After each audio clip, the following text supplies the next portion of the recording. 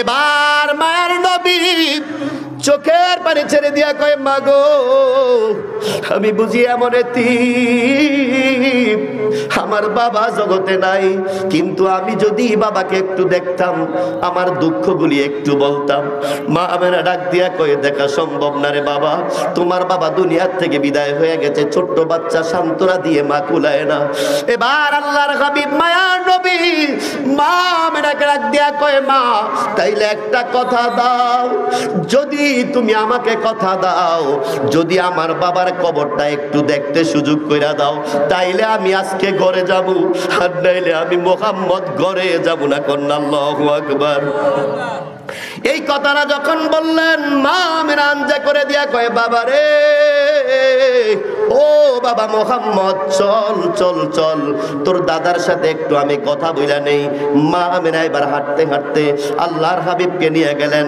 এবার যখন খাজা আব্দুল মুতাল্লিবের সামনে গেলেন, দেখেন কলিজার টুকরা নাতি কান্না করতেছে। এবার আব্দুল মুতাল্লিব ডাক দিয়া কয়, আমেনা, ও আমেনা রে, আমার কলিজার টুকরা নাতিকে তুমি কি মার দিছিলা? কয়, না না বাজান, আমি মার দেই নাই। আপনার নাতি বলতেছে তার বাবার কবরটা নাকি একটু দেখতে চাই। কন্যা আল্লাহু আকবার। খাজা আব্দুল মুতাল্লিব ডাক দিয়া কয়, আমেনা, এমন দুঃখ বাড়াইয়া দিলি গো, আমি খাজা আব্দুল মুতাল্লিব সহ্য করতে পারি না। কন্যা সুবহানাল্লাহ। আরো জোরে কোন সুবহানাল্লাহ।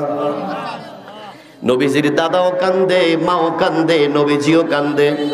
দাদা একটু সুযোগ করে দেন, বাবার কবরটা দেখবো। কয়, বাবার কবর দেখবা? কয়, হা। তাইলে শর্ত আছে। এবার উম্মে আইমান দাসীকে ডাক দেওয়া হলো। উম্মে আইমান দাসী চলে আসছেন।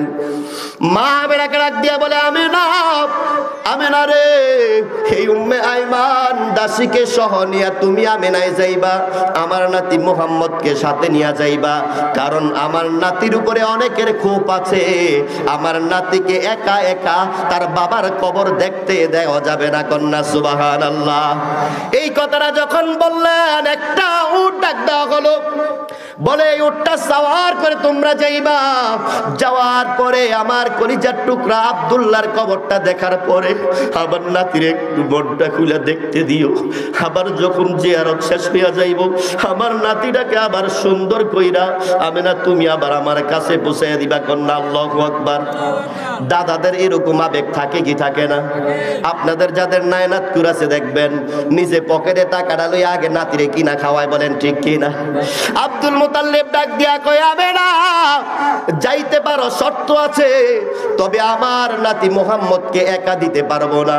উম্মে আইমানকে সাথে নিয়ে তোমরা ওটে বহন কইরা যাইবা, মাঝখানে আমার কলিজার টুকরাকে রাখবা, পেছনে তুমি বসবা, সামনে আইমানকে দিবা। যদি কোনো রকমের আঘাত পড়ে তোমাদের উপরে পড়বে, আমার নাতির উপরে কোনো ফুলের টোকা পড়তে পারবে না। কন্যা সুবহানাল্লাহ। মা আমেনা মায়ার নবী মায়ের সাথে উঠে সাওয়ার করে বাবার কবর দেখতে যায়। মনে বড় আনন্দ, আবার কষ্ট আছে, বাবার কবরটা কেমনে জানি দেখবে। দুনিয়ার মুসলমান আজকে জয়গামটা যাদের বাবা নাই, তারা বুঝবে বাবার কবরের পাশে দাঁড়ানো কত কঠিন। বলেন ঠিক কিনা? আমি অদমেরও বাবা নাই।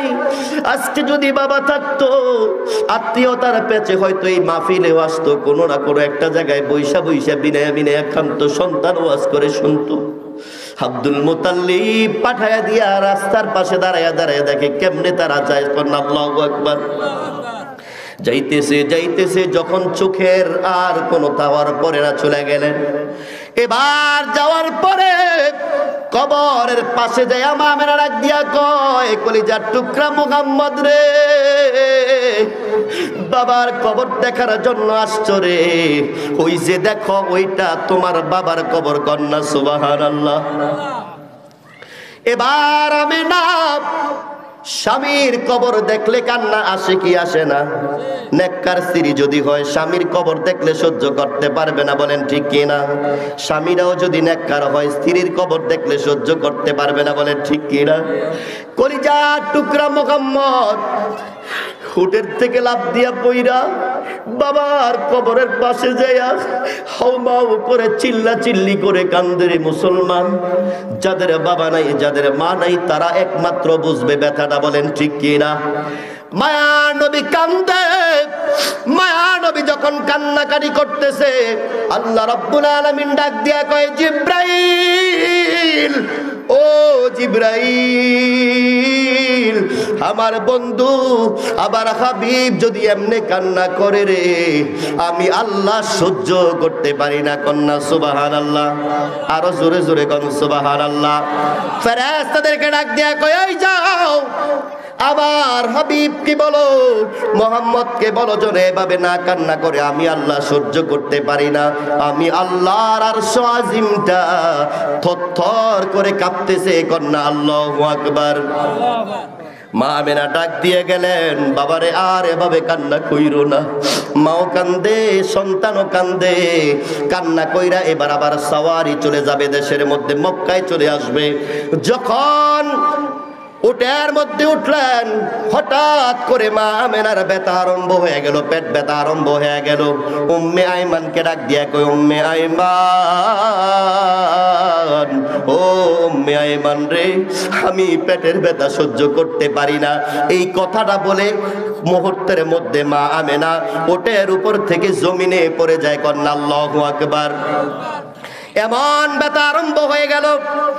মা আমেনা উম্মে আইমানকে ডাক দিয়া কই, উম্মে আইমান, আমার কলিজার টুকরা মুহাম্মদ কান্নাকাটি করতেছে, একটু ডাক দাও। আমি আমেনা মনে হয় বাঁচবো না রে, আমি আমার কলিজার টুকরা মুহাম্মদকে একটু বুকে জড়াইয়া নেই, বুকে জড়াইয়া জড়াইয়া জনমের বিদায়টা নিয়ে নেই। কন্যা সুবহানাল্লাহ।